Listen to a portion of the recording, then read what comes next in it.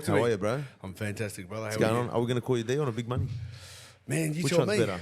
Look, Dion obviously is my birthright, but Big Money's who I'm going to be, so... Yeah. You know what I mean? You know what? That's it. We're going to Big call Money, him Biggie. right? Big Money sounds good, Appreciate bro. that, boys. Hang Appreciate on, that. bro. Thanks Yeah, for coming very on, man. No, I appreciate the invite, boys. You know what I thanks mean? for coming, Any bro. opportunity? No, thank you, bro. It's like I always say, bro. It's an opportunity for all of us to grow. You know what I mean? 100%. Tell us a bit about yourself, bro. Just give us a little slight introduction before we start getting into detail, bro. Yeah, for those of you who don't really know, my name's Dion Mooney, aka Big Money. Boxer, now back to MMA, fighter, but ex-rugby league player, and just a good man, eh? Just a good bloke. Just a good bloke. Just a good man who's lived a bit of life, you know what I mean? What's your achievement? Quickly, what do you want to... What's your end goal? Just very quickly, just a small one and we're going to get back to it again. What's something that that Big Money wants to do, man? Look, one thing I want to remembered do, in all honesty, it's been a goal of mine for many years, and I've gone in and out of times when I've gone stuck through with it. But, bro, to be honest, I want to inspire young men, especially young teenage men, especially poly men. Yeah. I think, you know, a lot of young men have lost their ways, getting caught up in certain lifestyles and stuff like that. And, man, look, my main goal would be to be able to say, or someone say to me one day, well, it's because of you I changed. You know what I mean? Whether it's me or if it's the man above, but that's my goal. 100%, man. Tell us about it. Man, you've grown up in Sydney? Yeah, all my life. North, west, east, south? West. Western Sydney, man. Yeah, Liverpool. Liverpool. Yeah. Oh, wow. Liverpool, man. Yeah, hard. How was life growing up, bro? Look, I'm Childhood-wise, very grateful for the parents I had. It was... how do I say this without like fully saying it? But I'll say that, you know, very grateful for my parents and everything that they've given me over my lifetime. But violence was something that was very present with me ever since I was a kid, especially since I was a young kid. So violence for me came very natural. It was very calming for me when things used to escalate as a teenager. Then obviously, you know, even as an adult and in my years as a security in the security industry, you know what I mean? So, yeah. But very grateful for the opportunities I've been given because I've been very blessed and gifted, you know, with football as a young'un. I was always like up there as a young junior and stuff like that. So, but I get caught up in the life as a lot of young boys do. They do, especially when you're from out west, man. 100%. We took it for granted. I was very talented, you know what I mean? So even from a young age where, you know, I'd always be out drinking and that from like 12, 13 onwards and still be able to perform the way I did was, unnatural. So Natural talent. Yeah. How was your childhood? You said it was like a very violent or like it was just like a rough upbringing, yeah? Look, to a degree, yeah, 100%. Fights? Not so much. It was more internal in the household. Fair enough. With myself and my mum personally. I don't want to drop full deets, but when I mean, it was bad. It was it was very bad to the point that I can remember so many occasions as if it happened yesterday. To the point that what I was wearing, father, mother, just a lot of things like that. Yeah. Did that affect you, bro? Like, I don't think I realised it did until probably maybe 5-6 years ago. I realised I was going through a cycle of habit. Not so much substance habit, but that's another story. But just in regards to my life and things that I was doing repetitively, and I didn't know why. And I started to even understand like why violence for me was very calming. Like even in my world as a teenager, because I was always one of the bigger boys and I had a lot of smaller guys around me. Like we used to go to house parties, I'd be punching on with adults. You know what I mean? Like I was always the guy, but I never did things to start things. It was always because I was protecting someone else. I have a very strong protective instinct. And I think that's why even security came to me because my father had a business as well. Being protective is one of the things that's just been drawn to me since I was a kid. That's why you became a good footy player, huh? Yeah, I think it was maybe another outlet for myself as well. And obviously I was gifted, blessed naturally. My dad is a very big human being, so I got a lot of his genes and his blessings. And footy is obviously definitely the natural outlet for us Polynesian boys who are very gifted, who are just explosive, fast, and just know how to do what they got to do. what's your background?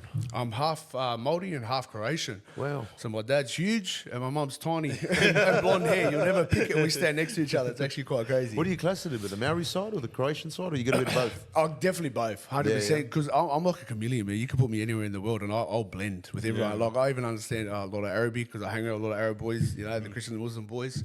I could speak Greek. I could speak a very little bit of Greek. It took me 3 weeks going overseas, but I just picked it up like that. So yeah, it's very, very multicultural. I'll say that, bro. That's pretty good, Yeah, bro. pretty That's how it cool. should be, man. 100% Yeah, bro. always, bro. You know what I mean? What was first? Rugby? Was it footy?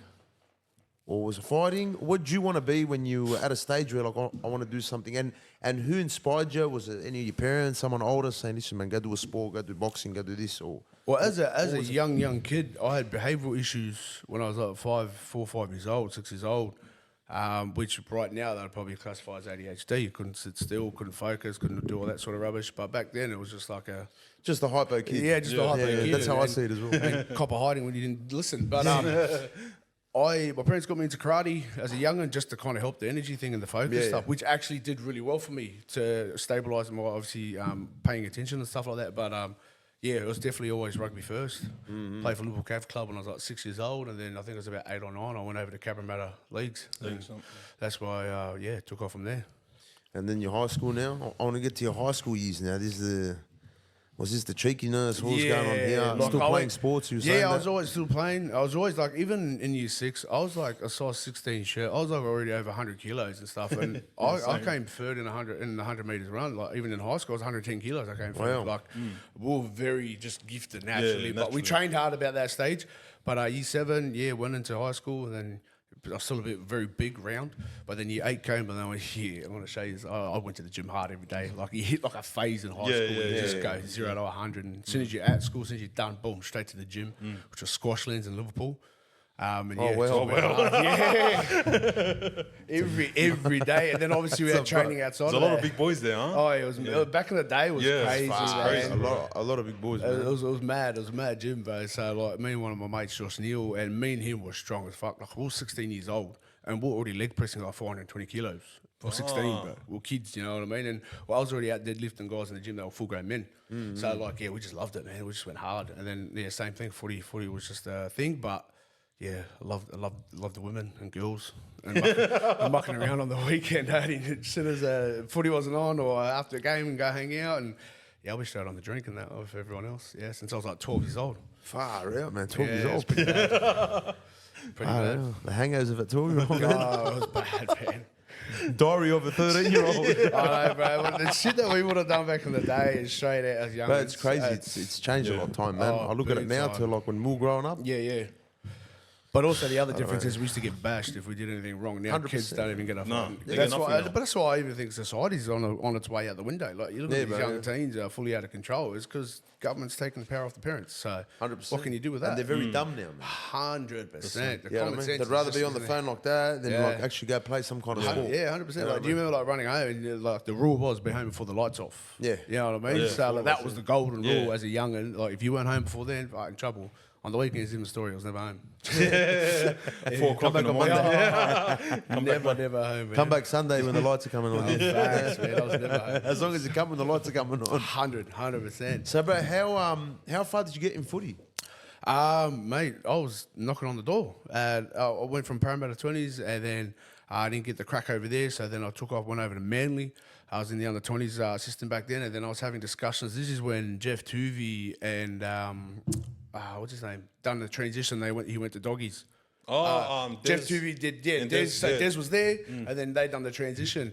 I was in discussions with them, obviously to be in the top 30 and stuff like that, and then I made a few bad decisions outside of footy, and but it was a build up because I was getting arrested quite a lot from about 17 onwards, but I was young and I didn't understand what consequences, so I wasn't even turning up to court. Like I would not even rock up because I'd just be like, fuck. Like 16, 17, I never had lawyers, I never understood because I was also hiding it from my parents. So because they didn't know. Oh, okay. And then it got to a point where, I had 2 or 3 warrants for my arrest. I think at this stage. At what age? About 18, 19. It was multiple times. And then fuck, man, I got absolutely punished for that one. And then, the sentencing court case, and that was the hardest to deal with, especially mentally, because I was in the preseason at the time with Manly. And when I got arrested in that, I didn't know how to handle things mentally because I wouldn't even want to see my first lawyer, who's absolute gun, by the way. Shout out to the gun lawyer. Shout out to Warwick Anderson. But like even when I went to him, the first chat in the office was you're going to jail. And for me as a youngin, I was like, well, what the fuck's the point of life now? Like, why do I have to get up to if I know whenever this court shit's over, I'm going to jail? Like it was. That kind of just your whack. motivation just went. Motivation was it was completely gone, bro. Like I didn't even want to fucking wake up every day because I was like, what the fuck's the point? You know what I mean? Like going away as a youngin, and no one helped me behind. No, like my parents, I didn't even talk. I don't think I spoke to my parents throughout the whole process because they didn't know how to handle it. None of the boys knew what was going on. Other guys that knew what would happen didn't really even know the circumstances of the situation, the weight of the gravity. And yeah, man, it was just all going down. Even when I went on my sentencing court case, the night before is the night that I'll never, ever forget in my life when my mum was on the phone to my grandmother. She turned around and looked at me and said, she started crying after she got off the phone. And I said, Mum, what's up? She goes, fuck, it's going to hurt. She literally looked at me in the eyes and said, sorry that I failed as a mother, when none of it was her fault. And bro, I never want to make my mum feel like that. I remembered that feeling and it shattered the shit out of me that I had realised what I'd put my family through. My brother was only a kid too, so my brother grew up with, you know, my mum having to look for me because my dad was always at work at nights, cops rocking up to my house. I had my car blown up on my driveway when I was 17 years old, bro. Ooh. Yeah, bro, like there was a lot of things that were happening that, like, shit, man. And this wasn't even like gang shit. I was never involved in gangs ever in my life. I've never been involved, never wanted to. But like, yeah, 17 years old and your car's getting blown up on your driveway and Molotov the front door. Like, it's fucking, it's not just scary for you, but also for your mum too. My mum and brother were home. I was down the road, and it wasn't until I started seeing fire brigades going up on the street. I'm like, what the fuck's going on here? And then I ran up the street and think, oh, this is going to be interesting. And it was in my street. As soon as I come up around a curve in a bend, I see my brother crying, screaming his eyes out. My brother would have been about 6 years old. And he was in a robe and he just said, Dion, the car. And I looked down the fucking road and fuck, things on fire, bro. Front door's on fire. The neighbours are trying to put it out. Lucky the fire brigades are there at the time. Bro, my dog was in the house. I was trying to kick the fucking door in. The flames going everywhere because like my dog was in the house too. You know? But yeah, like I say, yeah, bro. You've been through it, huh? Yeah, just a little bit. Eh? How'd you feel then when your mum said that to you? What was the feeling that went through you, man? I broke, bro. Was that like a changing point for you? Yeah, I broke. My heart shattered. My heart shattered, man. Like, I didn't realise what weight she felt, you know, as a mother. And I don't think a lot of people realise the weight of what your mothers go through because a son's first love will always be his mother. So when you have a good mother in your life and you're putting your parents through this shit, it's only until this shit really hits. And sometimes I won't even tell you. But the weight, I felt that weight that day. I never wanted to make her feel it. And even then, look, a few years later, I made a few bad mistakes. Other things have happened. But that particular moment, that, crushed me. Like, just absolutely took my heart out of my chest. Where was your dad? How was he at this point? We didn't talk.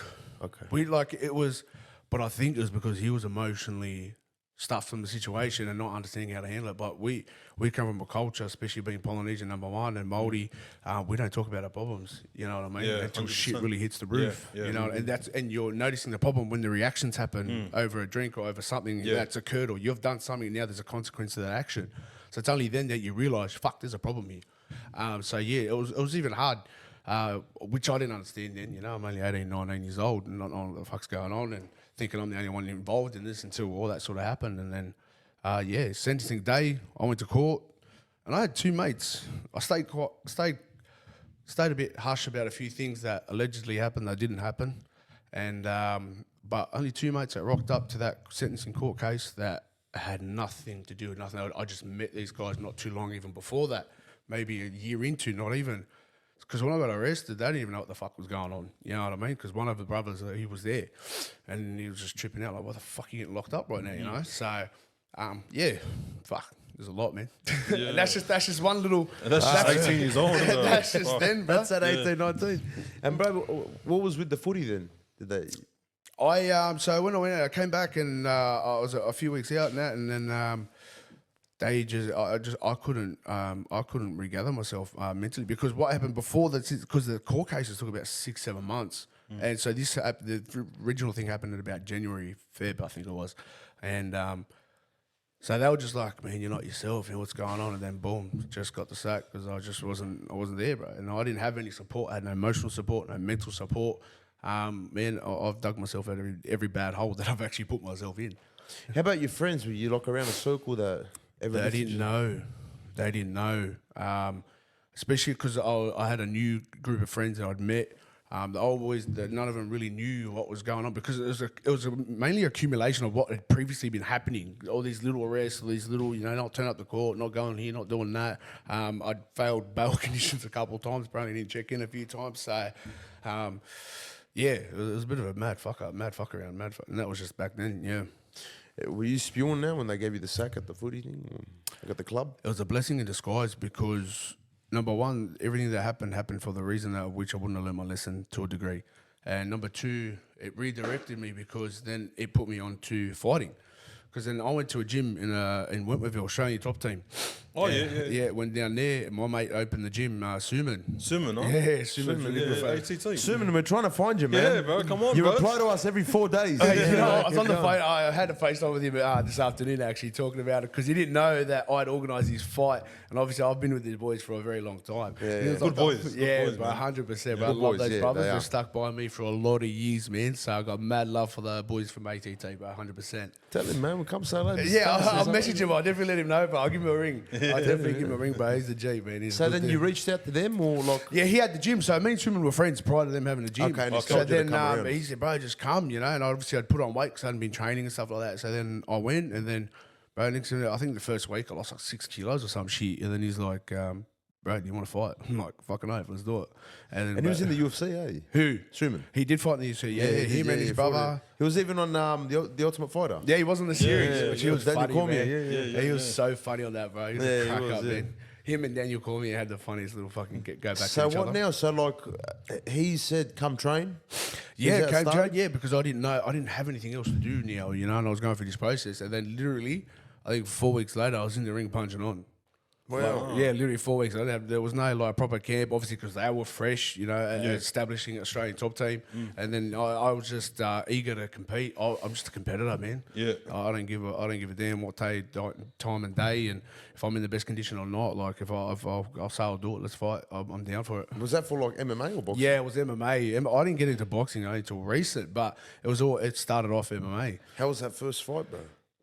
Oh fuck! It went so quick, eh? What was it? The feeling was like more excitement because I'm a bit of a show pony, and it was exciting, bro. Like you don't train as hard as anything that like you do your first fight, but your first fight, like you just every single day you're. Is there a paranoia like, man, I've got to be sharp? I've got to be this, every second of every day, bro. That's all you think about, But luckily for me, it was very easy for me to get fit and lean, and I was already naturally strong from my footy, so my body was still decent, good shape. But I got there, bro. And it was crazy, bro. I knocked him out the first round. It was cracker. Well, It was mad. It was How many more MMA bouts did you have after that? Fuck, I've had 1, 2, 3, 4, 5. I think about 7, 8 now at the time because it's always been off and on just because work took place, and, and then I went through a stage where I couldn't get fights for ages because like. Back in the day, the only heavyweights that were going around was pretty much like Ty Bam Bam Tuivasa and Peter Graham and stuff. Oh, so not many. There wasn't many, bro. I went through a phase where like I couldn't get a fight. I had to get one guy from South Australia for a title fight that I had in 2015. Like it just it was a lot of things, and obviously work for myself personally as well. I just wanted to obviously with being an MMA fighter, fuck, it's a broke life, man. If you compete to it for a long time, it's quite shit. So I liked the fancy things in life, and I needed money. So yeah, went working work as hard. well. Yeah, 100%. Nice. What made you stop the old MMA? You said you had these gaps. Was it just work? Yeah, Bit of distractions. Yeah, a bit of work, It was a bit of everything. distractions. Man, I'd always take off overseas and in a state just that will, just because I hate staying in one spot for so long. Yeah, what else? Fuck. It was majority of it was work because work conducted and it was big hours, and then I moved interstate in 2015 or 16. I actually lived in Gold Coast for about 2 years. So it was even things like that, like I would always just be on the move. I just loved being on the move and just doing something, you know what I mean? So, but yeah, security, especially the security realm, I succeeded very well. Moved a lot of things in the state, and I grew a few businesses, and I've done my own thing, and I've done very well over a short period of time, and helped my old man establish his company as well, with a joint venture with Sean, as you know, from Shield Security. So yeah, we just grew, man, and I was obviously just money hungry. I just knew I could make money. I was making bread pretty good back then too.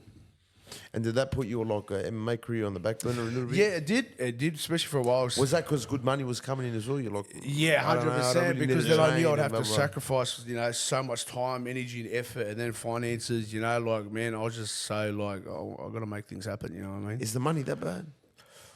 For the first few, quite a long time. Yeah, like even your first UFC contract, my job, almost all of them, the very first They're few. like 10 and 10 or something, 10 aren't and 10, bro. Like, Far you're telling out. me that, and you think about how many years, if you hear the stories of how many years guys have put in before they even get to that stage. Yeah. And that's 10 and 10. That's fucking rubbish, man. What was the pay like first match? Did you get something? Oh, you don't have to say. I've never not been paid for a fight, even as an amateur. Now that doesn't happen in this day and age.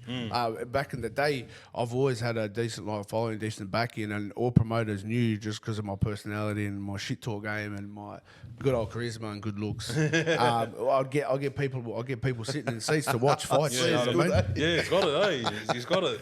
You've got it, bro. He's got it, bro. Straight out. So, I knew he had it when he jumped in. Role play me something you say to a fighter just before like on a press conference or something like you're mine, you're this, you're that. Go just to that camera just once. That was pretty good. I vaguely remember my 2015 Aussie title fight. Right, I lost 27 kilos in 6 weeks with this fight. Wow. It was disgusting. The worst weight drop ever done in my life. I'll never do it again. And what was that for heavyweight? Yeah, it was, because I had a big break. Yeah. Like, I just went away, done my thing, and then I got a call, and then, like, 6 weeks. I'm like, bro, I'm like 140-something kilos right now. I'm like, fuck me dead. And then, But like, you got to trim down for so specifically for titles, yes, you got to make that 120 Championship weight. limit, for championship weight. So it's 120. But if you don't want to, it's got to be agreed upon from both sides of the parties. So the promoter's got to be okay with it, and the promoter's got to go to the other crew and say, look, all right, are you okay with him coming in at this weight if you agree to this and blah, blah, blah. It obviously just becomes a negotiation game. So, yeah, that was ugly. So give us that little thing now. Oh, shit, man. I remember once when I spoke to this guy, and I just said to him, and it was funny, I got the video. I'm leaning up, like, right in his ear, I'm whispering, and I just let him know. I go, look, man, you might as well just give me the title right now. I'll save you from the hassle and save yourself a fucking hospital trip. And nevertheless, he actually ended up in hospital after that fight. So, it was, look. How did he react to that? Was he a bit of a No, quiet he one? laughed. Everyone laughed, but I didn't fucking laugh. I can tell you right now, like, I wasn't joking, but you made me lose all this fucking weight. You think I'm going to let you walk out? No chance. But credit to him, man. Like, when I used to spar, especially back then and even, recently and stuff like that, I slow people down very hard because I've always known I've been gifted with heavy fucking hands and I've always been very explosive and elusive. But fuck, that bastard made me work for that fight, eh? Like, because I hit him, and usually back then when I used to flurry on you, like, I could stop you and slow you up, back you up, and fuck, hit him back up, eh? I was just kept on just marching loading forward. up, bang, bang, bang, bang, bang, shots after shot after shot. And then he'd come back, and I was like, fuck. Usually it stops by now, so he pushed me out to the second round, and then, I TKO'd him in the second round. I fucking knocked him. It was mad. Wow. Yeah, it was a massive, massive fight, and then... then I obviously had another big break again. Like, even now, like my last fight previously, fuck, I was meant to fight on May 4th, didn't go through. I was meant to fight... For boxing or MMA? Yeah, boxing. I was meant to Boxing, fight yeah. last night, but that didn't go through for a few weeks ago because I was sick, like real bad. I was on steroid inhalers, steroid fucking actual medicine, and then fucking antibiotics. My body just shut down about 5 weeks Something ago. going around, eh? But it ripped me a new one. Like, I couldn't move, but I was struggling breathing. So then promoter looking after me said, no. And then, these guys called me and said, hey, do you want this fight? And I was like, I was not expecting to go back to MMA. But, man, you call, I'll show. We'll just talk about the money and give me the date. Are you fighting out from ATT? Technically, on this one, no, because I haven't been training there. at all. Okay. I've been just doing boxing the last couple of years, like just with myself personally, and training out at other gyms out of Baratello up in North Rocks and stuff like that with Arnell and with Ricky Colosimo as well. So, this wasn't a plan. I had no plan to go back to MMA at all. But when that fight got pulled, I had a feeling it was going to happen. So when the promoter called me from Melbourne, who we have a good friendship, a good relationship, I just said, yeah, guarantee me this and guarantee me that. And he said, yeah, done. I said, let's do it. We'll lock it in. So, it just all came out today. So they finally put up the video today because I was keeping it low key. They were fighting, but we're going down to Melbourne next week. I'm going to be punching Well, on. have you already started training MMA? What's you doing? Look, Or just you're like school, man? I've done a bit of boxing. I'm just going in and yeah. Look, when you don't like anything, how what's his name? The guy from the Doggies, the new centre that's come back in after 4 years of suspension. Bro, I'm not good with things. Who is it, bro? The white boy, the tatted up one. He's just come back. Well, the concept is for me is you don't forget how to do things. It's just your timing Muscle and your memory. fitness. muscle So for memory, me, MMA, fighting's very naturally. So look, I haven't trained MMA for fucking yonks. My last MMA fight was 2019. Wow. Which, if you want to freak out a story about that, but that's nuts. There's a nuts backup story up going into that fight, bro. Like, you won't believe it. Like, no, actually, not many people even know it because I had to keep it low key. Otherwise, the doctors wouldn't have even cleared me to fight if they knew what happened.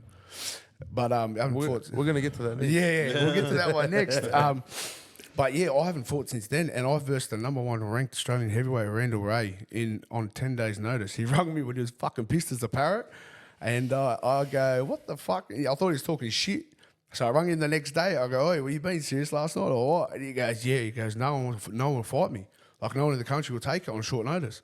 He goes, "You're the only hard cunt I know that'll probably do it." I said, "Yeah, give me a few grand and I'll punch him with you." And we're mates and we're training partners over the years, yeah. And Randall's ranked #1. He just beat one of the best fighters come through, like fucking biggest up-and-comers, and Randall smoked him bad. Wow. Real bad. It was actually quite embarrassing. But yeah, then bro, 10 days notice. And then I ran him to a split decision loss, which was fucking bullshit. Because, bro, if you saw the fight or you saw our faces, you'd be like, "How the fuck did he lose?" I've seen those type of fights, man. Yeah, You know what I mean? yeah, Whether they're MMA or boxing. Yeah. We see one guy just piecing the other guy up, and then the other guy wins. I'm like, wait a minute, man. What's going on here? And that was nuts. That was very emotional for me. That one I'll never forget till the day I die. That one meant the most because of what happened before that almost next to nobody actually knows except my family and my very, very close friends. What happened? You want to share it? Yeah, why not? Well, it's something that, look, I'm not proud of what happened, but my reaction to get myself back on is the part that I had to find out if I still had it in me to do something that nobody else could ever do in their lifetime. August 18, 2019, I had a massive drug overdose. Huge. I had to get brought back on the table, and then to the point that I couldn't even talk for 2 days because of how bad it affected my brain. What was it, if you don't mind me asking? It was cocaine. You know, you meet a couple of people and you treat the same shit like what you would normally get, the amount that you would use, and and just went hard for a few days, and yeah, bro. Next thing you know, I was in the hospital, bro. You know what I mean? Woke up with my mum and dad around the bed, and it was just fucking me crying because I didn't know what the fuck's going on. Yeah, it was bad. It was real bad. And then it was the aftermath of that really took a lot out of me because I never understood anxiety properly. I never really was a big believer in it. Yeah. In the concept of letting certain things affect you to that degree. But it was the first time in my life that I was having little flashbacks in my eyes of that time because I don't remember the moments. I don't remember the time. I don't remember who was there. I just remember like little picture moments. And man, it crippled me. Like my heart, everything. But something said to me like that. You look, I'm not the perfect Christian, but it says in the Bible, it says your words are like a rudder of a ship. It says you're very coarse in life, but your tongue also has the power of life and death. And I spoke myself out of those feelings, but it took me about 2 weeks. But I mean, when I mean crippling, it was bad. It was bad. Yeah. So, but even coming out of that, I went straight back into work after like a week and a half, into like 70+ hours a week. I didn't care. Like I had no medical help. I had no counselling. I had none of my mates were there afterwards. I didn't tell my parents how bad things were affecting me mentally after. Then to the point where one night, bro, I was on the way home. I was at home, Borkham Hills, and I was walking my dog, and I was talking to my dad on it's Monday morning now after a Sunday night shift. All of a sudden, so now this is 2 weeks after that happened, I had flashes in my eyes. My eyes were like having like stars, heaps of stars, and my body started to convulse and shake. And I'm with my dog. I remember I darted across the field, and luckily I darted across this footy field where my house was, and I was living on my own too. Just as I hit the front door and unlocked it, I collapsed to the floor and I started shaking uncontrollably and convulsing on the floor. And my dad's on the phone at this time. So imagine like being on the phone with your dad, and now your dad's panicking because he's like, "Fuck, this is my son, bro. He's gonna fucking die." And obviously because he's just experienced what just happened, so now everything's flooding him. And I mean, my dog was a puppy at the time, and I'm trying to crawl to the kitchen, and I was just shaking like uncontrollably. And I fuck, it's gonna hurt to say. I just remember telling my dad on the phone. 'Cause Dad was like, "Son, don't close your eyes, bro. Don't, you know." Don't close your eyes, boy. Please don't close your fucking eyes. Don't you dare. And I remember tears rolling down my face in the kitchen floor when I was shaking. And I just, I remember saying to him, like, "Dad, it's okay. Just tell Mum and my brother that I love them, eh? You know what I mean? Like, just tell them that everything's going to be all right. Like, I'm good to go. You know what I mean? It's all right." Bro, my dad drove from Iron Park to Borker Mills and beat the ambulance to my house. Fuck. And he got, as he pulled up, the,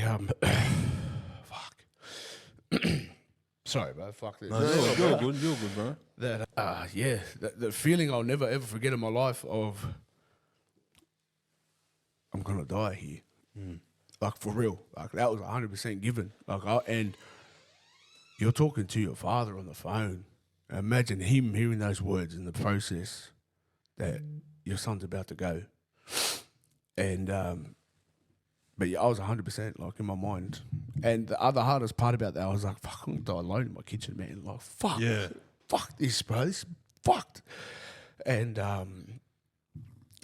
fuck, that was fucking heavy, man. The weight of that, I'll never forget. That was probably the heaviest one I've ever felt. Of fully knowing in your heart of hearts that right now I'm gone. You know, this is it. How long did that whole feeling go for? Or how long did you think you felt like, was it like, did you feel like it was going forever? Or do you feel like it was something like that was really quick? Was there like a bit of a flashback, how some people say? Man, it felt like it felt long. I felt like I was really, I was in the moment at that time hard, like, because I was trying to keep my father calm about the whole situation because he's trying to drive to me. And I just, yeah, it was the most gut-wrenching feeling to sit there when you honestly believe in your heart of hearts you go and to tell your dad, to tell mum and your brother that you love them with all your heart. Yeah. So it was, fuck. And I went to hospital, and they found shades of spots in my brain and stuff like that. They had a CT, and they said they weren't sure as to why the reaction happened. And I never got a checkup after that ever again. Like, I just fucking, the men that we kind of are, the stubborn assholes that we are, we just go, fuck it, let's move on. Push it aside, Yeah, we just move the fuck on. And then, so now, imagine I've gone back home now because I realise I need a bit of time. The one thing that's been a staple in my life, which was training. Now, my brother was training with a guy up in Dural called Next Level, and his name was Woff, and bro, their facility was amazing. So one thing I said to myself was, I have to train again. This is the only thing that will stop me going down the path that I don't want to do. So I went into training. It was I went hard for like twice a day, fucking 6 days a week, 5 days a week, or whatever it was, and it was fucking mad. Got my body back, got everything back, and then literally, that's when I copped that phone call from Randall, and he called me. So it was funny. Like, I believe in things happen for a very particular reason, a very specific reason, and I felt like, you know, I wasn't looking for that, but because I put myself in motion for something, that happened, and yeah, You survived that or something. It was like a meant to be type. yeah. And the only reason why I even took it too was, one, I wanted to make my parents proud, especially my father. Every man, every boy is always looking for that comment of making their father proud. I don't care who you are, if you know your dad or you don't. Every man is looking for that longing and that support, or hearing those words from any sort of father figure in their life. And I just wanted to do something that I knew that nobody could ever do. And literally 8 weeks later, bro, I was punching on with him in the ring when only 8 weeks beforehand I was almost dying. And nobody fucking knows that. Not even Randall knew that. That's pretty intense, It's man. an intense That was story, actually bro. intense, man. Especially Yeah. the part when you said that, like, no one was around you and you're about to go away. Like, I can feel that because I kind of, I had a similar kind of situation. Yeah. Like that. And you realise, fuck, that loneliness is real, eh? You know, when Especially for a man. especially for a fucking man. And I think when we're at that point, when it's really against it, is the only time we'll really feel it. Yeah. Before, otherwise, we're just like, we're fucking men. Let's roll on with the fucking Yeah, show. We don't 100%, care. yeah. But it's until you have nothing left to give anymore, or your body 100%. says no, or you've done something that now is going to affect everybody that you think that you cared for, or your family, and you realize what effect I had on them. That's when you go, fuck, I'm alone in this shit. But at that point, just one more question. Faith. You said you're a Christian. You gave a 100%. Bible verse as well. Yeah. How important is faith to you, bro? In all honesty, Especially in those top moments and like just day-to-day in life. Yeah. Look, in all honesty, None of us are perfect. yeah, but, that's got to be my next statement straight away. 100%. but regardless of being perfect or not, But I'll tell you right now, if it wasn't for my mother's prayers especially, I'll be dead. I'd be 100% dead. I've been shot at, bro. I've been stabbed from here, under here. I had car blown out when I was 17. That's occurred. You know, I've gone face to face with some of the biggest old school heavy guys in this city, especially had to do with my job. You know what I mean? I went face to face and had conversations with all of them when they all wanted to do something and shit was gonna pop off. And it's all honesty because my God has a bigger plan for me. You know what I mean? Straight out, it's been a big pillar in my life. I've been far from perfect, and I'm probably not the best someone to look up to in that aspect of the things that have occurred, but I know for a fact that it's because of him that I'm even here today. 100%. so faith's very important to you. 100 million%. It's always been a core staple, especially mum and dad grew up full, Christians, and church was a big thing as a young kid, but you go because you're a kid. I experienced a lot of things as a teen, as a boy, as a teenager, and as a man, and I'm like 100%. I know for a fact if I wasn't for the man above, I'm gone. You think that's missing in today's society as well? 100%. Faith 100 million%. Like keeps you grounded, eh? It does, because and that's what makes me even. One thing I'll say is even what makes me respect Islam and Islamic brothers only because of the fact that they respect their word in their Quran so much that they will stand and die by it, but they'll also conduct themselves in a better manner and a stronger manner because they have a guideline. They have a guide. That's what it is. Religion, and it doesn't even matter what religion you are, but for me, I've realized after all the years, is if you can find any sort of stem of peace, hats off to you. Like whether I agree with what you, whether I agree with how you do it, but if you can find in this chaos of a life that we all live in, any form of peace and something that gives you a bit of peace of mind at any given stage, by all means, I take my hat off to you. But 100%, bro. Whether you're Christian, Muslim, 100%. Jewish, any religion, Yeah. man. Because any religion, when the person's going to go by the Faith, rules yeah. and their faith, it's going to be, man, you're going to respect Yeah, him. 'Cause there's a he keeps guideline. himself as, there's a guideline he's 100%. going by. You know what I mean? And they tend to be a bit more truthful. 100%. And more honourable as well, you know what I mean? Look, and not all religions are perfect, We all know the boys that are doing this. Nah, and there's other always boys that- bad eggs. But No one's perfect, there is man. that thing, like even America, they took God out of schools and took the Bible out of their conversations, and look what's happening in their country. Yeah. And you know what? We're going down the same path right now. Exactly. We're slowly getting there. And like our kids, everyone's at jeopardy right now, bro. 100%. Very, very hard right now. It And is, it's man. more than ever that we probably need it. Need that guideline, need that sort of discipline. We need that direction. It's more the direction as a guide in our life to conduct ourselves in a certain manner, in a certain way. 100%, bro. Well said, bro. There's got to be more people like you out there, bro. 100%. People that look at mixed religions and that's how we are as well. You Yeah. know what I mean? Okay, he's Christian, Yeah. Muslim. You know what I mean? We don't have this, and it's good to it's healthy to talk about religion as well. 100%. And just keep us one, man. Because at the end of the day, we still have a very similar belief, all of us. There is you a know very what I similar mean? belief, 100%. And man, it's got the same like everything, man. Don't steal, don't do bad, don't do Yeah, this, don't do that, don't do facts. this. You know what I mean? So we're pretty much all on the same boat, man. Yeah, 100%. You know what I mean? When I It'll- see people start comparing and this, I hate that shit, man. Facts. Instead of coming together, That's you know exactly what I mean? what it is, bro. There's always going to be differences. Yeah. Culture, religion, Yeah. color, Yeah. whatever it is. I think a lot of people are forgetting that, like, we're human beings, bro. 100%. And nobody's perfect in this life. I don't give a damn who you are. So it's like it says in the Bible, he without sin, so cast the first stone. So by all means, if you want to judge me, throw the stone at me and say you did this and I did that. You know what? I did it sometimes, but you want to talk about your story too. You talk about all your bads. Let's air out the laundry now together. 100%, Otherwise, bro, shut the That's fuck why. up. That's why we shouldn't 100%. judge.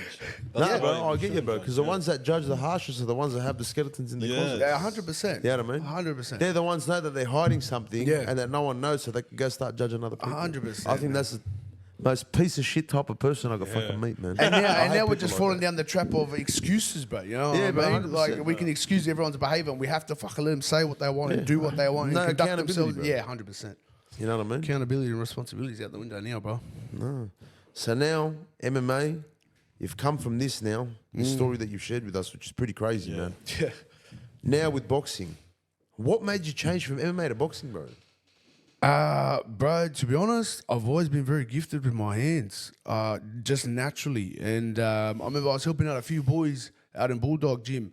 We had a really good crew, Jacob Loco, Malachi, Mo, myself. Oh, yeah, Jacob Loco, yeah. Yeah, Jacob. But I grew up with Jacob Loco Yeah, playing yeah. juniors together. We Yeah, yeah. played Gun against each other, footy player, bro, eh? machine. Gun And that's what footy I was saying about the story of switching over. I heard that he become Muslim. Yeah, he's the one that and know me my and son. him, like, bro, yeah, yeah. we used to used to look after him. My dad used to help him out a lot. Because when his dad passed away, that's hard for a young man, bro. When his dad passed away, and then obviously a few things happened in his career. But I knew Jacob since he was a kid, so I never held anything against it. I knew he was fucking up, but I never fucking put it on him and shit like that. But when he came and I heard he converted and we were at the gym one day, and I said, "Salam alaikum, my brother." He goes, "Oh, you know?" I said, "Of course, brother." I go, and I said the exact same statement. I go, "If you find any form of peace in this world, my brother," I go, "that's all you need," and I respect it. It's 100%. He's like, "Thanks, bro. I really appreciate it." I go, "100%, bro. Don't worry about it." It's the only way to be, Yeah, bro. yeah. 100%, bro. But, That's, what, yeah, that's when- what keeps us united. Went there and then, but I wasn't even taking it seriously. I was just going in for training and sparring.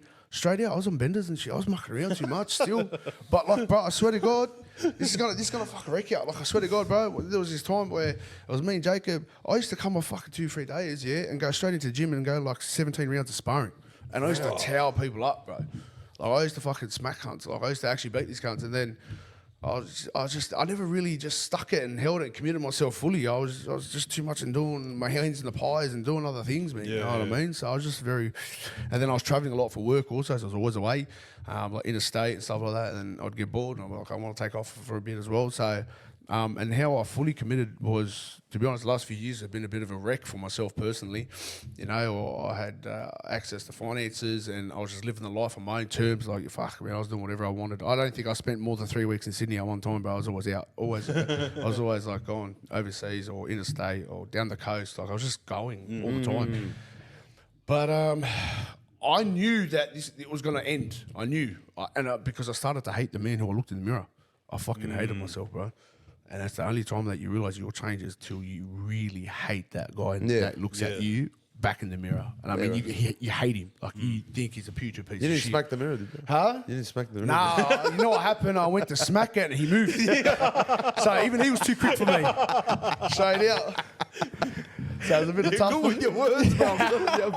He would have been a cracker real estate agent as well. I could have sold ice to Eskimos, mate. So I don't know why I never went into sales, I mate. was just about to say that. And I was in contact with a gentleman, Michael Falalo. Now, Michael Falalo is Daniel Falalo's brother. Used to play NRL for Bulldogs as well. Michael Falalo has a training business called Healthy Hustle.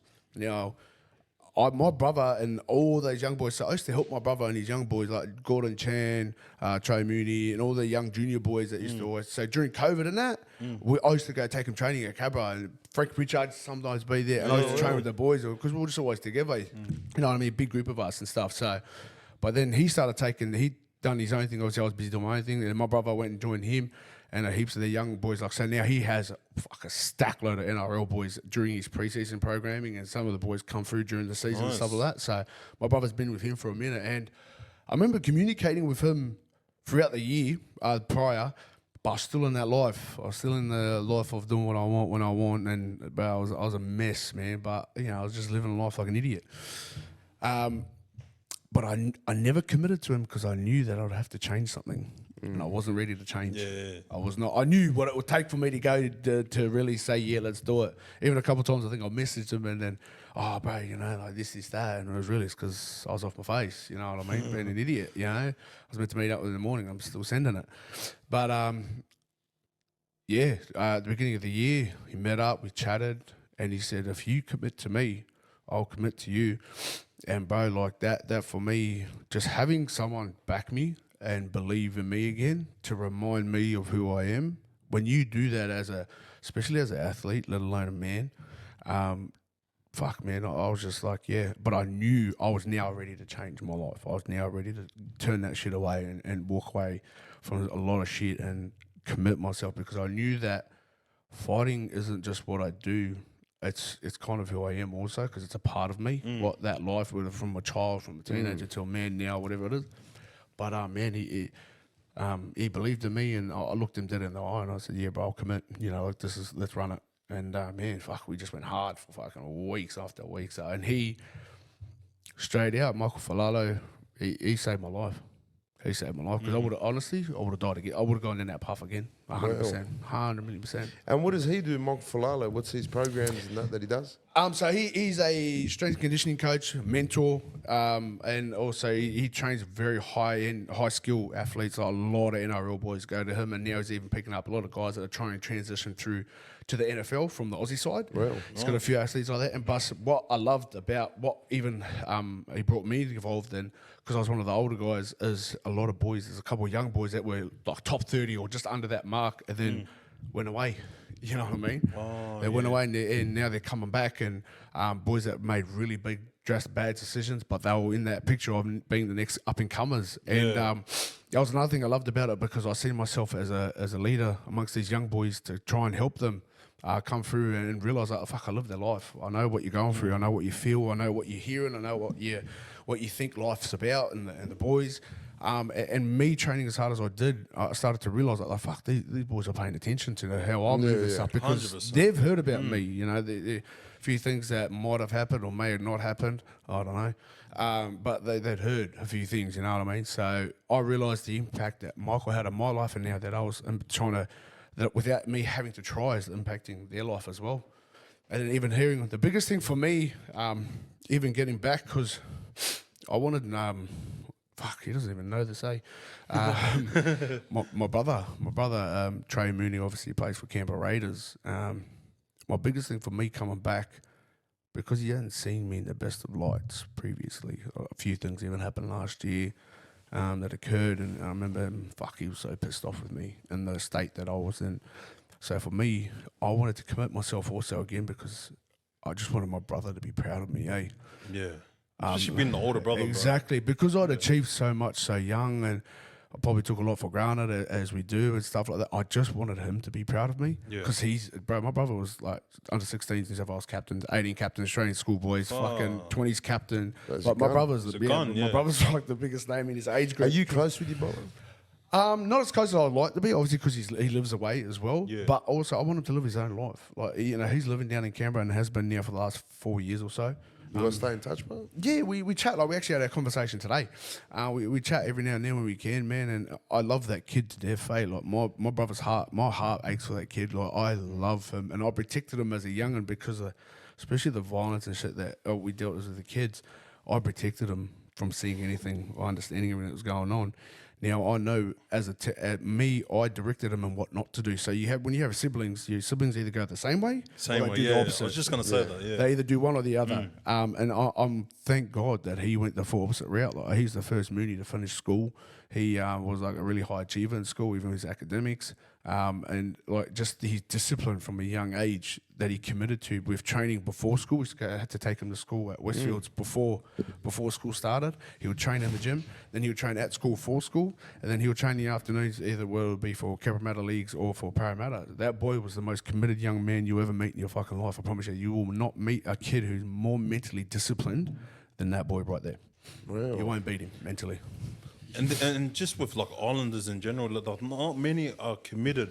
Yeah, and that's where we kind of like fall short. 100%. There's a lot. There's in our like culture, we got a lot of talent. A lot of talent, bro. Natural talent. Yeah, 100%. And that's why it's a blessing in disguise what I did, because my brother had to see me go through court. My brother had to wait. You know, he'd be with my mum driving in the car at like 4 or 5 years old, and my mum's trying to fucking look for me in the streets on a Saturday night about like 2 o'clock in the morning. So she would have to take him in the car, and they're looking. He's seen the ugly side. Exactly. So so it was a blessing that he went, I don't want to be that. That's not what I want to be. I want to be better than that.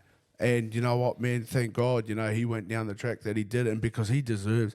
There's a lot of guys that are talented. My brother wasn't that talented. He worked for everything that he fucking is. Every accolade that he has, he's been the hardest worker since he was fucking 12, 13 years old.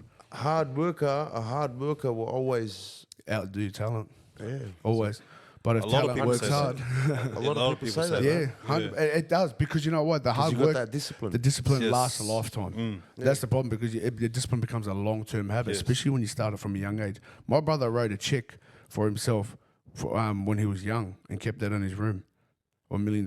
My brother also had an award. I had my parents print out an award that said to the world's greatest rugby league player, Dion Mooney. He's had that in his room since he was about 10 years old. Wow. And now look where he's at. And so he's been destined, and he's seeing that, affirming that day in, day out since he was a kid.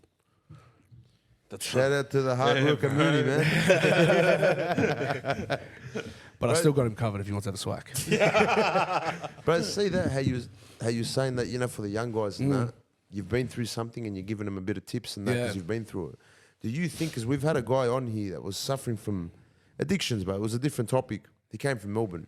He said, because I've learned a lot from what I've been through, I feel like there's a responsibility on me that I should tell the people that are steering away to come back on the right track. Do you feel that as well? Yeah, because you know this stuff now you've learned to, you know, and you're a bit older and wiser. You think if you see someone that's falling off the tracks, you think like it's your responsibility a bit to be like, listen, man, I've been through this, I know what you're feeling.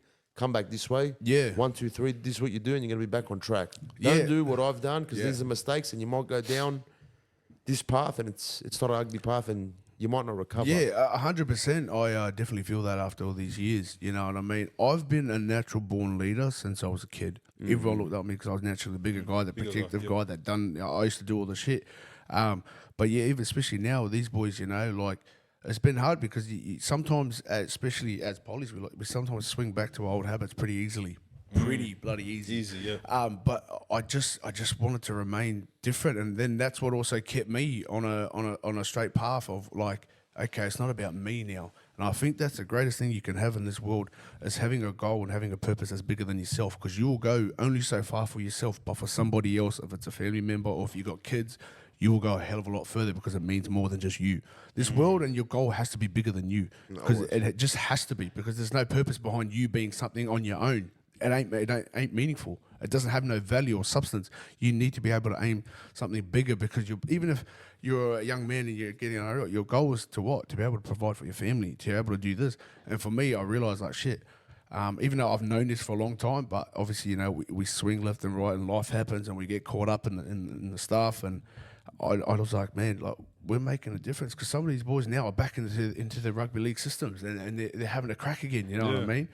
And it's just like, wow, that's what you want to see. And last thing I want them to get caught up in and all that shit again, because it's a fucking shit road. I don't care what anyone says, and I don't care what, you know, you think you're a gangster or a hard cunt, like go do you, like whatever. You know, I'm not gonna diss what you, if you're gonna put bread on the table, but like that is a very short fucking road, and I don't care who you are. It's a short road. Well It said, doesn't man. end. It doesn't end. Well, You know what else, bro? There's nothing more to a man, honestly, than when he fucking helps or makes a difference for his family. It just makes you feel like a man, right? 100%. You know what I mean? You're providing for someone, whether it's your wife, your mum, your family, brother, sister. You know what I mean? Even just the youth. Yeah. Just someone, maybe like just a group of young boys. If you know you see a change, that achievement for a man is probably one of the biggest things you could have in your life, man. and that's where you Right now, you're on this camera, bro. Yeah. What you've said now, you never know. We're probably going to make some shorts out of it, right? Yeah, done. But your thing, even if it changes one person, Yeah. he might be going through something like shit, going fuck, and he sees a couple of words that you've said, and you've got in a bit 100%. that state where you're a bit emotional, and then goes, fuck, man, you know what? Let me wake up to myself. Yeah. That's one person you should change, bro. Oh man, and that will make, you know, and it's not even about me. I'll be honest with you. And you know, it's funny you brought that up, because as weird as it's going to sound, I was saying a prayer on the way here. No word of a lie. I swear to God. I was in the car and I said a prayer on the way here, that Lord, that may you speak through my words, that may somebody take a positive direction into what I say. May I say the right things and conduct myself in the right manner in regards to not let my light to be shined but yours. So, man, if it does somehow impact somebody in a positive way, and it might sound like bullshit, because a lot of people have known me in a different light, you know what I mean? And that's okay, because at the end of the day, like, they haven't walked in my shoes. Because I tell you right now, in my whole life, everyone has thought shit has just happened for me. Like, oh, it's Dion, it just happens.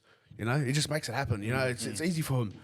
Nah, man. Like, It's always hard. yeah, that's what I'm saying. You know, so People see the outside and go, that's what I mean. they don't see the work 100%. that's being put in, man. Yeah, 100%. Even behind all the dark stuff, you know what I mean? 100%, bro. They don't get it. That's a battle itself, bro. 100%.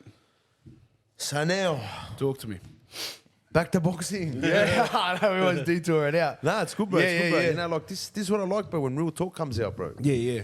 But now to boxing, you've moved to boxing. Yep. What do you want to achieve there? Did you find something else, or was it because you're saying because you're better with your hands?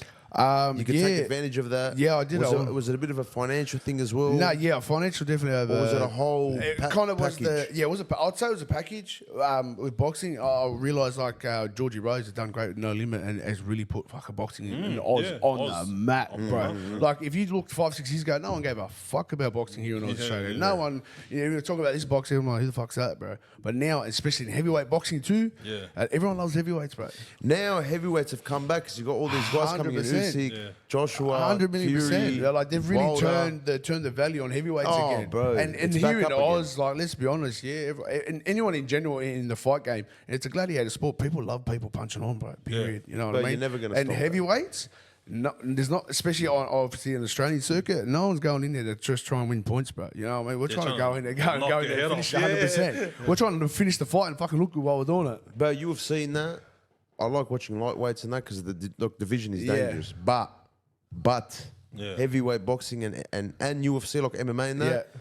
But you can't beat when heavyweights fight, bro. Yeah, 100%. Because those knockouts that come, fuck, but they're fucking brutal knockouts. 100 million%. And everyone loves to see a knockout, bro. Yeah, facts, bro. And you know, like I said, the heavyweights aren't going in there to try and score points, bro. They want to fucking win. They wanna end it, They bro. want to end it. Yeah, 100%. Well, number one, we don't want to be in there for long. We fucking hate cardio. You know what I mean? So we've already done that. Bro, Bam Bam's our boy. Shout out to Bam Bam because fuck, him Bam and I Bam's a trained mad together cunt, for bro. years, bro. We had a mad crew down in Penrith like fuck 2014, 15. I was with him every single day of his life for all his kickboxing tournaments, boxing tournaments. Fucking love Bam Bam. He's the man. How is he, bro? He does not give a fuck. Nah, bro. like, will stand and he's bang with he's anyone. the pinnacle of no fucks given, eh? Like Yeah, straight he'll out. fight anybody, Yeah, man. yeah, 100%. I love that attitude, bro. You No, gotta love it, 100%, bro. So, And man. those shoeies, bro. Oh, he started the world's biggest shooting train, like full globally too. You know what I mean? He put Oz on the map for everyone going, fuck, he's Australian, he's a fucking sick cunt. You know what I mean? Bro, especially when he was going through that run where he was just knocking everyone Yeah, out, bro. He got up to number 3 in the world. Let me tell you about that guy. Fuck, he could have been actually in the UFC a hell of a lot earlier. He just didn't want to fucking lose weight, bro. When he used to box and kickbox and in his early MMA days, his fitness was at 140 kilos. He didn't want to go any lighter. And then it was when Mark Hunt took him on, and then he started getting in his head like, bro, you can fucking do this proper. Because he was meant to make it years ago, but he just didn't want to lose the weight. He just couldn't be fucked. And that's Just another bloke with talent, eh? bro. Let me tell you right now, was a footy player himself, eh? Oi, I actually watched him once. I was at a Parramatta trial, and Bam Bam ran 50, 60 metres and outran the fullback, fucked him up, scored. I'm thinking this cunt's coming over for sure to Parramatta. You know what I mean? And no, they didn't want him. Apparently, had an issue with Penrith, like coaching staff. Like he was the pinnacle of I don't give a fuck, and that's why he left rugby league, got soft and shit like that. You know what I mean? So, but he's the most talented, even just generally a big guy. Because if you watch all his fights, even his earlier days. You couldn't touch him because he was so fast. Like he was explosive as fuck, and he still very had explosive. that. Very explosive, Even to this day, he's obviously still got it, he's bro. just fine tuned everything where he's lost weight and his timing and everything's fucking hectic. But he was just explosive as fuck, and everyone used to get shocked because he used to jab them, pump them before they would even move. He's got a big crack on him. 100%, bro. And it's very like deceiving because even his counters are fucking crazy. Like you think you're about to tee off, and then he's fucking catching you in the I middle think it of was the the tee off. one with Cyril Gahn. He lost that one. He caught him at But the I end. think Before Cyril that- Gahn got him with the leg, like a kick to Yeah. the Yeah. gut. Oh, And then he even- went down a bit like that. I think he was trying to pretend he just went, wow. Yeah, even grabbed like him, eh? Yeah, he pretended. He pretended that it's a bit he wobble loves and it. just went No, crack. I actually think that one. No, it was a stomach kick. It was a stomach it was a kick. stomach It was a kick, stomach. yeah, He poked him, and he was like, "Yeah." Well, let me tell you about it. It fucking hurt him. I know it did. But even like he did that with was it Derek Lewis or Derek was it- Lewis. yeah, Greg He, Hardy? yeah, You know, yeah, boom, yeah, he'd been yeah, clipped. He was yeah. off his feet, Yeah, like and fully just fucking straight off it. Yeah. And then that's the thing. He's just there, and you could like his knees are fucked, and then he just fucking plans down and just cracks it. Like, bro, he's the most craziest cunt. I love that kid to death. He's the Yeah, man. but he hasn't fought in a while as well, bro. He's the fucking man. I love Bam Bam. Yeah, but you got to remember, bro. The guy fought like 5 times in like a couple of months. Yeah, he went hard. He went on a fucking big. big hard run. I think the one that he lost to that Polish guy, I know he didn't really want to fight, but like, fuck, he just put bread on the table. He gives a fuck. Yeah. You know what I mean? When you're making that sort of money. Because he pulls the crowd, bro. But that's what I'm saying. yeah, It doesn't matter. 100%. Everyone loves him in the world, bro. Yeah, Like, because they know he's not going. So what I was saying, like, they know he's not going in there just to fucking score points. entertainment, bro. He's going in there because one, he's a funny motherfucker. He doesn't care, and bro, he honestly, he's the pinnacle of Aussies, eh? Like when you put him on a global thing like that, and the shit that he does and shit that he says, you're like, fuck, he's Aussie, can't he? Even though he's fucking like Samoan Aboriginal, but like he put Aussie especially on the map. You know what I mean? On a UFC level, 100%. They're always loud, bro. He fucking done so well with it, man. Fuck, especially in the heavyweight div. There was no Aussie in the heavyweight. You know what I mean? In the division, going doing anything, and he just fucking said, "Give me the bat." What funny when he was at Abu Dhabi, I think the Islam fight, against Thing, and I think he did a showy in the crowd, right? And I was thinking, oh, this guy's full drinking in front of these folks, so he doesn't care. Yeah, no, he doesn't give up. He's never apple juice. He's another I don't know dude if that it's- drink at But those even events. back in the day, bro, he never gave up. Fuck, eh? Like the shit that he would do, say. He's one dude, but I love because he just never gave a shit. Eh? Just always did a majority of his things his way. Bro, you gotta love people like that, especially when they're 100%. fighters, bro. 100%. 'Cause they bring the Bro, entertainment. and one thing I do like about him, bro, even though with all the success and the fame he's got, He's still so- raw as fuck. Straight Yeah, up. 100%, bro. Shout out Southwest, you know, or the he's Western Sydney, 100%, you know? bro. He's the most, Manly boy. he's the most Manly boy. rawest person you'll ever meet in your life, and it doesn't matter what state you get him in, he's still that guy. You know what I mean? Bro, who do you think bring Australia a bit on the map with boxing? You reckon it was Green? You think it was any of those boxers, Mundine? Do you think any of them made a bit of noise, bro? I think Mundine, and the reason to a degree I'll say it is because you hated or loved him. There was no between. You Yeah, either you'd liked wanna him a watch him. lot, Yeah. because you wanted to watch him win, or you wanted to be like, fuck this cocky idiot. Yeah. But one thing I'll say about Mundine is the smartest operator in probably business as an athlete. Yeah, Because he was 100%. the highest paid Australian athlete Yeah. fucking for many, many years. He was, bro, You know especially what I with mean? boxing as well, 100 man. million Yeah, percent. Like, and for me, that guy realised what his mouth could do for him, and he used that, whether it would be for the good or the bad, and it didn't matter because at the end of the day, his family's paid. They're taken care of now for life. 100%, bro. And whatever he made can some do big for his money. community, he can do that now. But And he why? does, Because he yeah. did what he did. And at the end of the day, that's the only thing that matters, man. Like, if you got to be a little bit more for someone else, all right, be that person, get yourself paid. Because at the end of the day, fuck what everyone else has got to say. You've got a family to take care of, bro. And if you really want to make a difference, obviously you need to make big money. So sometimes you got to kind of press the fucking boundary. But what I liked about him to a degree, with Mundine, is he reminded me a little bit of Muhammad Ali in regards to he spoke and what he believed and became that. And it's very important when sometimes you got to believe your own delusion in order to become something bigger than what you are right now. You know what I mean? You got to believe that something is already fathomable. It's in your hand before you become that person. And he did that in his best manner, whether he believed, and he was stuck by his religion too. He didn't care if you try to put him down in regards to his beliefs. He made sure that he let you know that's who he was, and I respect that. Yeah. I respect his that mind. hard. 100%. He's actually a nice guy in person. Yeah, we met him. I've seen him on your guys' he's actually a podcast. very, very I was nice watching a guy, few bro. clips on that. But he's that flamboyant, outspoken. But I don't give a fuck. I met him, and a couple of other boys met me outside of the camera, and I reckon he's the most respectful, humble Very person. respectful. And that's where I was like, fuck, it's hectic. You know what I mean? Yeah. Like, and that's what I mean. And that's where I realised, like, you got to be sometimes a bit more. You have to, bro. Especially if you're in a paid sport. And in this sport, you can die, bro. This fight game ain't a fucking joke, Bro, bro. that's what Floyd made. You know what I mean? Was made with the seas, man. Exactly. You know what Like I mean? people, like that's the hardest thing about like fighters. You know, everyone loves to see it. Everyone wants to fucking run their mouth or talk shit about any fighter. You know, what I mean, whether they're fucking professional, amateur, on the top of the world or in between, whatever.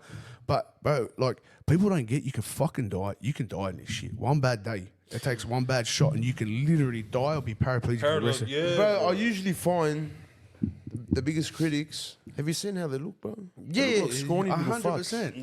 Yeah. They look like they've never even been into a scrap. 100 million Yeah, percent, I'm bro. saying. And even the ones that, you know, like, there's a lot of boys, you know, been about it and that.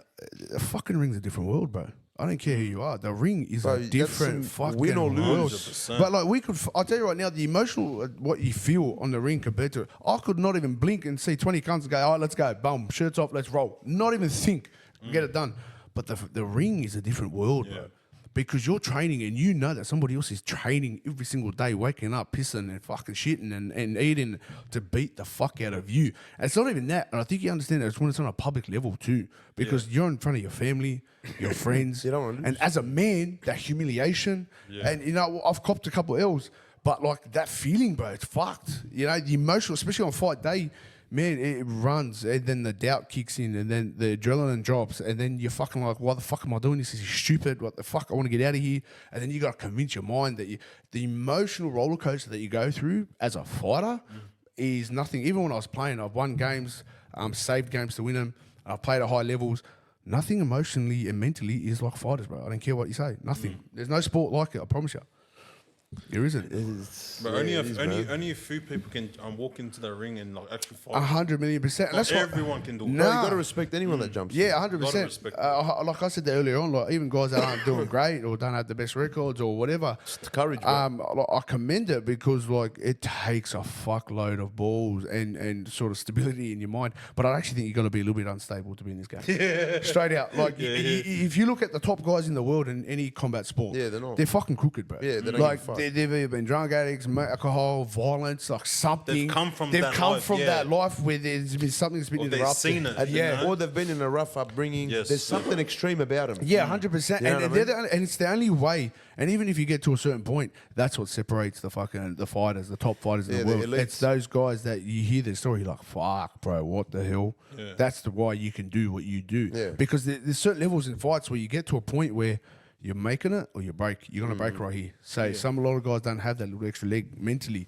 That might be the most physical specimens you've ever seen in your life.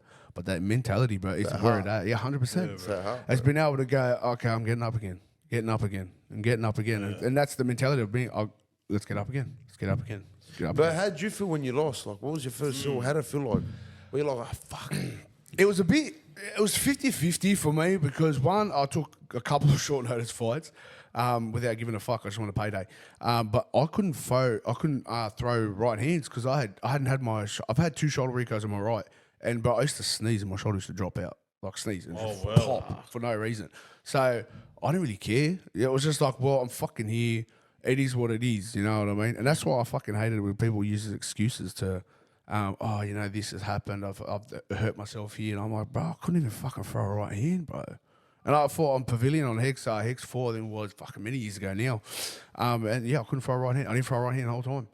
Not one right hand. I actually physically couldn't because if I even lifted it to go, it would pop out.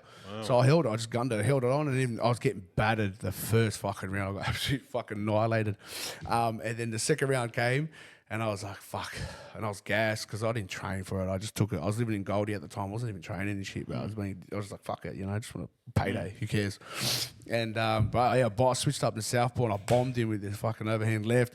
Got him down. I tried to pull a rear naked choke after I dropped him, but I just couldn't pull it. I had no gas. But yeah, ended up knocking me. But yeah, man, like for me, but it's the greatest lesson, man. If you can cop an L, move move forward.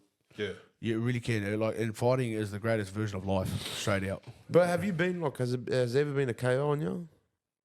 Have you been like absolutely like iced? Yeah. I was iced at one of them, mate. I got KO'd. What does that feel like, bro? You don't feel it. You don't know. When do you realise you're like, once you're up, yeah, because you don't know. Because it's the shot that knocks you out like that is the shot you don't see. So you don't feel it. Because every shot that you can see physically, your nervous system and your muscles in the back of your neck tense up. So you can cop a lot. I tell you, if you're looking at a shot, it's a survival type thing. It won't put you out. It'll rock the fuck out of you. Your knees might buckle and shit, but I won't put you out. It's the shot you don't see. That's the one that like lights out full, like stiff as. When do you start remembering? Like, you know, when you straight away. Straight away. Like, fuck. Yeah, I remember I woke up. What's that feeling like? I'm like, fuck, bro, fuck this. Yeah, the ref was over me, and I was like, oh fuck. You got knocked, and I was like, oh fuck, because you don't see the shot. So I was like, what the fuck did I get hit with? And he was like, bro, a big head kick. I didn't think that cunt could throw a head kick. He was like 150 kilos and shit, big Islander dude. I was like, the fuck. Oh. Yeah, I was shocked as shit, bro. I didn't think he was huge. Fuck, I did not think he would get his leg up that like, at all. And I was fucking countering the shit out of him. And I was fucking like, nah, cruise he has. My hands was down. Like, I was fully comfortable, but my hands were down. I just shot, moving. And then fucking, yeah, I didn't see it. Fucking pulled me right out. Far out, man. Bro, what moving forward now, bro? Boxing, MMA, or you doing a bit of both? Well, I was never meant to go back to MMA, but So after this one, you reckon you're gonna be like, I have a bit of an agreement, a low key agreement. I can't discuss what specifically, but if once this gets out of the way, get the dub, then I'll have to go one more because I want to collect a certain shiny thing that they plan on want to give me. But it was boxing. It definitely was boxing. I wanted to commit myself to boxing. I just felt like boxing, one, it's worth my time and effort because of the money, financial gain on it. And obviously the popularity in boxing in Australia right now is huge. And obviously you can get over on an international circuit pretty quick, or if you get a fucking big following here, you're going to do pretty fucking good, pretty well. Get a couple of big sponsors on board with you and that. So what's that final achievement for Big Money now, man? Bro, just give it a crack, hey. I want to take on the crack because I know I can. On my day, I can bang with the best of them. Even on my worst day, I bang with the best of them on fucking benders and shit. And I know that I'm gifted, and I just want to be able to use my gift for a positive way, and obviously commit myself properly like I have. And fuck it, just give it a run. Give it a run for as hard as I can, as much as I can, but also help a lot of young people along the way as well. Because I love coaching. Because I did MMA coaching as well throughout those couple of years break. Yeah. But we're gonna be wrapping it up soon. Yeah, bro, easy. to the youth, as a fighter, as a guy that's been through, let's say, pretty much hell and back. Yeah, bro. Hell With and the back. stories, bro. And respect to that, bro, Yeah, because a thank lot you, of people bro. don't open with that, bro. So that's Yeah. much respect, bro. Yeah, much respect. But as a fighter, someone that's grown up like that, but give me one message to the youth, bro, because I know this youth, they're very lost, they're retarded. Sorry. there's something missing, man. You know what I mean? And I think they need people like you Yeah. that are out there that's been through life, and they don't even have to be like this fighter, well known. No, Just something that's been 100%. through the trenches, bro. Just one little advice, couple of words, whatever it is, man, Yeah. that you might give to the youth if they're troubled. They've got this type of like for the youth. They've been in that type of situation, whether it's taking drugs, whatever it is. You know what I mean? It's not as pretty as you think it is, because when you're going through it, I promise you'll be alone. And that's the fucking truth. Like when you're going through it, I promise you right now, you think you're. This is one thing I tell a lot of the young boys. When you're inside, if you're doing 2, 3 plus, bigger years, whatever, who do you think's fucking doing your buy up for all those years? What, you reckon the boys? You reckon the boys are at your house giving your mum and parents money every week? Are they dropping a couple $100 every week for your buy up? The answer's fucking no. I promise you right now, the answer's no. And you know who's crying over you while you're inside? Do you think the boys are crying over you while you're in? No, they're fucking not crying over you, bro. They might think, oh, free my horse and free my mans, fucking oath, But they're not helping you in your situation to get you out. No one else around you is helping in that situation to get you out. But your mum and dad are home, bro, crying every fucking day, thinking, where did we get it wrong? Or even if they're not in that financial situation, how are we gonna sort him out another couple $100 this week for a store? You know what I mean? And that's the hardest part. Is like, don't think it's as pretty as what you think it is, because when this shit gets low and it gets fucking hard, I tell you right now, you're gonna realize real quick. And YP is even an example of that. Whether it'll be fear, but something clicks in your brain when you go, fuck this, bro. This ain't worth this. You know what I mean? Like, you've got to look at your life and where you find your value. And if it's in your boys, you're a joke, bro, because your boys aren't going to look after you. Your boys aren't going to pay your bills, bro. Your boys aren't going to look after your kids when you're inside every single day. Like, maybe one guy, if you've had that day one, like a proper, but if that. So don't think it's as pretty as what you think it is, and don't think that'll last forever, because it fucking doesn't. Well said, bro. Fuck, bro. Some wise words from Yeah, Big bro. Money, bro.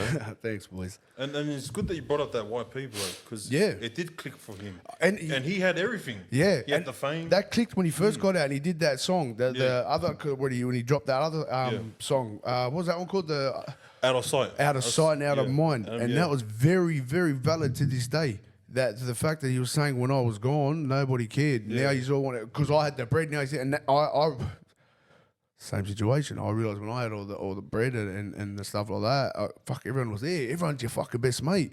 As soon as that goes away, bro, you realize who.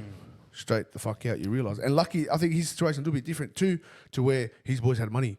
Yeah. Even on a different scale where they were doing the music thing. So look, they was probably stuck by it, make sure he's all right inside, and obviously the other boys. But this shit doesn't last forever, bro. When you actually want to fucking find your life and find the future, and you realize the purpose of your life is bigger than what you're doing. And I just hope you guys find it a lot sooner than what others do, because you only get one chance in this life, man. And thank God I've had multiple chances, but a lot of people don't get that. You know what I mean? It takes one bad day and it's done. 100%, man. 100%. Well said, bro. Big Money. What social media platforms are you on, bro? Instagram and TikTok, bro. What are they? Big Money? Big Money Mooney. That's on Money all, Mooney. on That's the other on, one? yeah, on both of them, yeah. You should start doing lives on TikTok, bro. Yeah, I should, eh? Yeah. I always Bro, have a you laugh when I have jump the- in. When I jump charisma, in your bro. one, eh? You have Just the have a laugh. charisma. Bro, we used to do them before with mad controversial Yeah, topics yeah. at night. We got over it, bro. Yeah, yeah. Can't deal with the Look, people on the app, But bro. people are just so fucking dumb, mate. On that app. On yeah, that app. yeah, bro. And even when you're just generally scrolling and you're hearing their conversations, you're like, really? The fuck? And it's the Aussie crowd as well. It's the No, Sydney wait, crowd. It's no the one in Sydney particular, crowd. but 100%. They're all talking about the exact same thing. I don't want to say any areas, but Bankstown's a good area. Anyway, bro, Big Money. Appreciate you guys having me on straight out, man. Thank you Bro, very much for the hopefully, opportunity. man, you're going to come back on again, bro. fuck yeah, let's you know do what I mean? After the fight, whatever. Yeah, done. Probably going to have to We'll see, talk about it after. see Big Money on the bag, bro. Yeah, you know what bro. I'm saying? We'll talk- The punching bag. Even I stopped it. That was so bad. Even I stopped for a second. Guys, make Appreciate sure, it, bro. subscribe, give it a like. Guys, follow Big Money. See you guys. Men on top, guys.